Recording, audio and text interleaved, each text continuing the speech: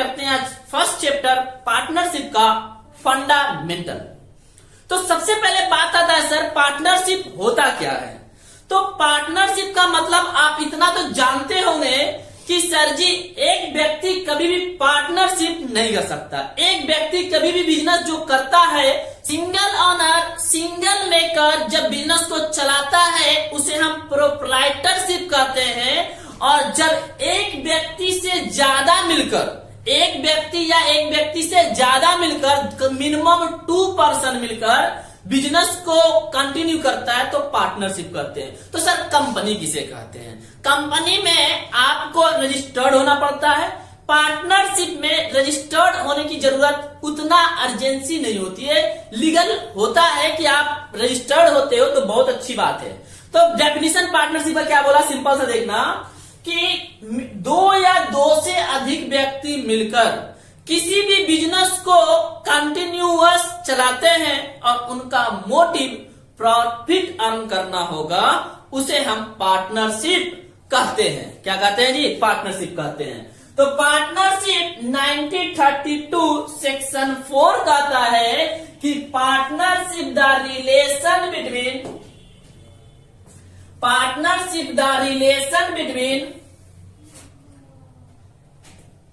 2 or more person have agreed share in profit or business carried by all any of the acting for all। कहने का मतलब जितने भी partner हैं सारे पार्टनर एक्टिव हैं और उनका मोटिव बिजनेस करने का मोटिव उनका प्रॉफिट अर्न करना है, उसे पार्टनरशिप कहते हैं। तो सर जी पार्टनरशिप का फंक्शन क्या है, टॉपिक हमारा इसेंशियल फीचर्स ऑफ पार्टनरशिप। तो जैसा कि मैंने बोला कि मिनिमम 2 पर्सन होना चाहिए, तो कहता है 2 or more person except the flowing is competent to contract। मतलब कहता है कि 2 व्यक्ति तो होना चाहिए लेकिन किसी व्यक्ति को छोड़ के। कौन कौन सा, पहला माइनर का मतलब है कि 18 वर्ष से नीचे का उम्र है, एज है, वो उसे हम माइनर कहते हैं। जो 18 वर्ष से ज्यादा का होता है उसे हम मेजर कहते हैं। तो माइनर का मतलब क्या बोला कि 18 वर्ष से कम का उम्र है तो वो पार्टनरशिप में नहीं आ सकता है। मतलब आप उसके साथ पार्टनरशिप में बिजनेस नहीं कर सकते हो। माइनर, ठीक है जी। दूसरा कहता है कि पर्सन ऑफ अनसाउंड माइंड, मतलब वैसा व्यक्ति जो दिमागी हालत खराब है। दिमागी हालत खराब का मतलब यह नहीं कि जो दारू पी के रोड पे सोया हुआ है उसका दिमागी हालत खराब है। जब तक वो दारू पी रखा है तब तक वो कॉन्ट्रैक्ट में एंट्री नहीं कर सकता है। लेकिन जैसे ही वो दारू, मतलब मान लो कोई व्यक्ति है डेली शाम 5 बजे के बाद दारू पी के सोया मिलता है, कुछ भी बोलते रहता है, तो 5 बजे के बाद वो कॉन्ट्रैक्ट नहीं कर सकता, लेकिन उससे पहले वो पार्टनरशिप में आ सकता है। अनसाउंड माइंड का मतलब है वो दिमागी हालत से खराब है। अब तुमने सुना होगा,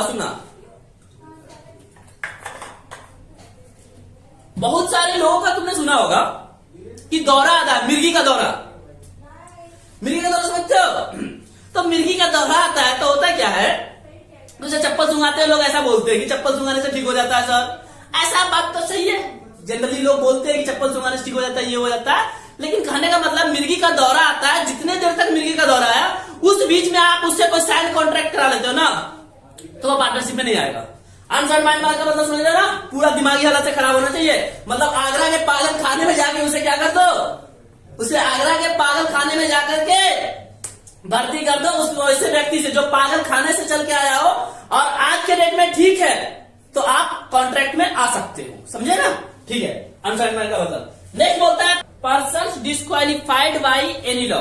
person disqualified by any law का मतलब है कि वैसा पर्सन जो किसी भी लॉ के द्वारा डिस्क्वालिफाइड किया गया है उसे हम पार्टनरशिप में उसके साथ बिजनेस नहीं कर सकते हैं। सर कैसे समझाओ, मैं समझा नहीं कि एनी लॉ का मतलब क्या है। मान लो कोई पर्सन क्या है, चोर है, तो चोर है तो उसको कोर्ट ने बता दिया कि ये पर्सन चोर है, उसको मतलब जेल के द्वारा जेल चला जा चुका है और कहा गया है कि ये किसी के साथ कॉन्ट्रैक्ट नहीं कर सकता है बिजनेस में। तो एनी लॉ उसको मना कर रहा है, कोई और दूसरा लॉ उसे मना कर रहा है, तो आप उसे भी क्या मानोगे, पार्टनरशिप बिजनेस में डिस्क्वालीफाइड मानोगे। चलो पहला क्या पढ़ा हमने, टू और टू मोर पर्सन। दूसरा एग्रीमेंट, फीचर्स और एग्रीमेंट में समझना। एग्रीमेंट का मतलब, एग्रीमेंट में लिखा है कि partnership come to existence of any agreement either written or oral. मतलब एग्रीमेंट जो होगा, जब आप बिजनेस में आओगे, दो लोग मिल करके बिजनेस स्टार्ट करोगे, तो क्या करोगे आप कि एक एग्रीमेंट बनाओगे। तो एग्रीमेंट जो होगा ओरल भी हो सकता है और रिटेन भी हो सकता है। उसी को हम जानते हैं पार्टनरशिप डीड।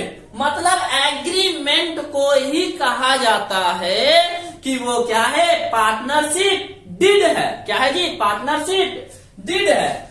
अब पार्टनरशिप डीड क्या है, इसको थोड़ा सा आगे आपको क्लियरिटी ये बताएंगे, एक टॉपिक आएगा पार्टनरशिप डीड। तो लॉफुल बिजनेस। अब लॉफुल बिजनेस समझना क्या होता है। लॉफुल बिजनेस का मतलब है कि वैसा बिजनेस आपको करना है जो लीगल है, मतलब गवर्नमेंट बिजनेस करने के लिए अलाउ करता है।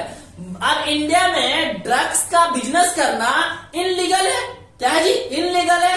आप दो लोग मिल करके इंडिया में ड्रग्स का बिजनेस कर रहे हो, इसका मतलब आप इनलीगल बिजनेस कर रहे हो, तो वो पार्टनरशिप में बिजनेस कर रहे हो, वो इनलीगल है।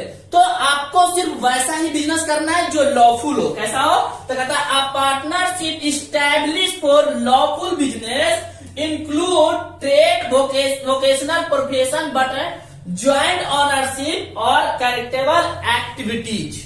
ठीक है जी। तीसरा क्या बोला, तीसरा का नंबर नेक्स्ट मतलब 4 हमने 3 पढ़ लिया। पहला टू और मोर पर्सन, दूसरा एग्रीमेंट, तीसरा लॉफुल, और चौथा क्या बोल रहा है, प्रॉफिट शेयरिंग रेशियो। चौथा क्या बोल रहा है, प्रॉफिट। मतलब जो आप फीचर से कि पार्टनरशिप जब बिजनेस करोगे तो प्रॉफिट शेयरिंग रेशियो बांटोगे, प्रॉफिट शेयरिंग रेशियो रहेगा ही।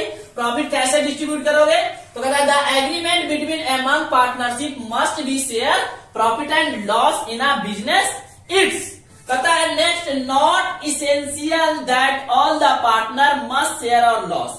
अब मैंने जैसा कि अभी बताया तुम्हें कि पार्टनरशिप में फीचर्स में कि एक एग्रीमेंट है, और एग्रीमेंट को हम क्या कहते हैं, पार्टनरशिप डीड कहते हैं। तो पार्टनरशिप डीड कहते हैं, तो पार्टनरशिप डीड के बारे में समझना, ध्यान से समझना, पार्टनरशिप डीड क्या होता है।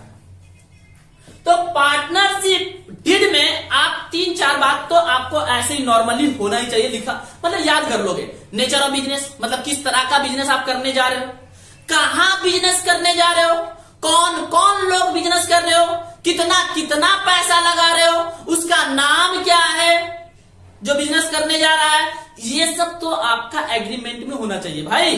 कि सर हम ए और बी बिजनेस स्टार्ट किया है, बिजनेस स्टार्ट किया है किस चीज का, तो मेडिकल स्टोर खोलने का। तो मेडिकल स्टोर सबसे पहला नेचर ऑफ बिजनेस कि आप मेडिकल स्टोर खोलोगे।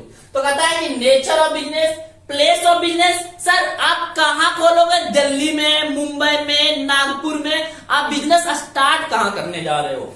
फर्म नेम, अब बिजनेस आप खोल रहे हो तो एक नाम तो डालोगे, कृष्णा मेडिकल, लाला लाजपत राय मेडिकल, तो बहुत सारा चीज हो सकता है हमारा। तो कहता है फर्म नेम, पार्टनरशिप नेम, मतलब जो जो बिजनेस मिलकर कर रहा है, एड्रेस, डिस्क्रिप्शन, कैपिटल कंट्रीब्यूशन, मैंने बोला ना कौन पार्टनर कितना पैसा लगाएगा, इसको बोलते हैं कैपिटल कंट्रीब्यूशन।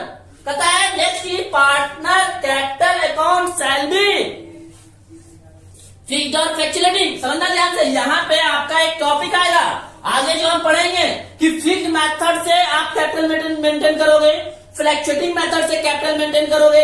मतलब आपका कि पार्टनरशिप डीड में ही बता दो भाई कि हम लोगों का कैपिटल जो मेंटेन होगा, मतलब दिखाएगा, जो कैलकुलेट होगा वो किस मेथड से करेंगे, कौन सा नियम अपनाएंगे हम, फिक्स्ड का या फ्लैक्चुएटिंग का।